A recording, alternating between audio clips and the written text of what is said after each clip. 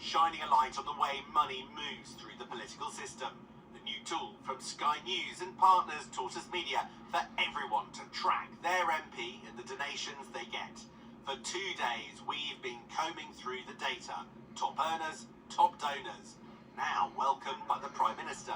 I think transparency is really important, and that's why we have a set of rules and regulations in place to provide that transparency for people, and it's important that those rules are adhered to. The current system allows businesses as well as individuals to give their money to MPs, but it's not always easy to work out who's behind them. The third biggest donor to MPs in this Parliament is a little-known firm called MPM Connect. For weeks we tried to establish who was behind that money. So we travelled to Hertfordshire to the company's registered address. Hello there, I'm from Sky News. We're trying to get in touch with people from MPM Connect. This is the address for MPM Connect. Peter Hearn or Simon Murphy. Do you know whether I can speak to them or how I can contact them? Do you recognise the names I'm talking about? You look confused. Have you heard of MPM Connect? Accountants. Yes, have you heard of MPM Connect? No luck, and our questions to the MPs unanswered. But today, a sign that it doesn't have to be like this. Weeks ago, we asked Shadow Home Secretary Yvette Cooper, Shadow Health Secretary Wes Streeting and Dan Jarvis basic questions about the firm that had donated them hundreds of thousands of pounds. Only today, after the Westminster accounts aired and we had raised those questions in public, did we get a response. Pretty straightforward answers. The man behind MPM Connect is Labour supporting businessman Peter Hearn. It's basic information not available to the public. There are those in Parliament trying to improve the system.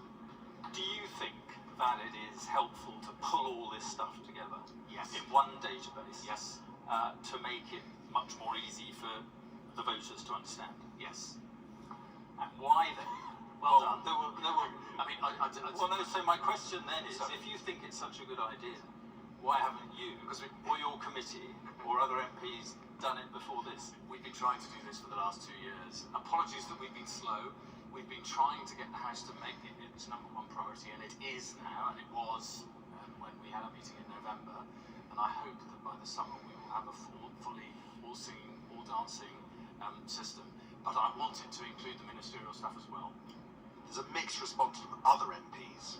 You're one of the few that have been willing to come on to talk to us about their figures, and these are yours from 2019. It could be construed, particularly if perhaps you're the opposition, down in Bournemouth, to say, I've received 43,000 in gifts, that somehow I'm beneficiary of that amount of money. And that's, I think, I hope you'd agree, would be misleading. So I think it would be helpful to make sure that that isn't lost in what you're trying to do, which is ensure that there's transparency here. I've not benefited from £43,000.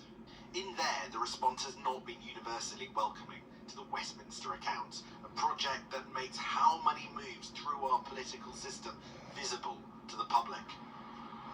Some answers today, but more questions tomorrow.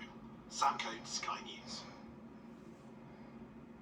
Well, if you want to take a look yourself, here is the QR code on screen now to use our tool and discover how much money your MP gets on top of their salary, along with any others that you're interested in. It's all in the Westminster accounts from Sky News and Tortoise Media.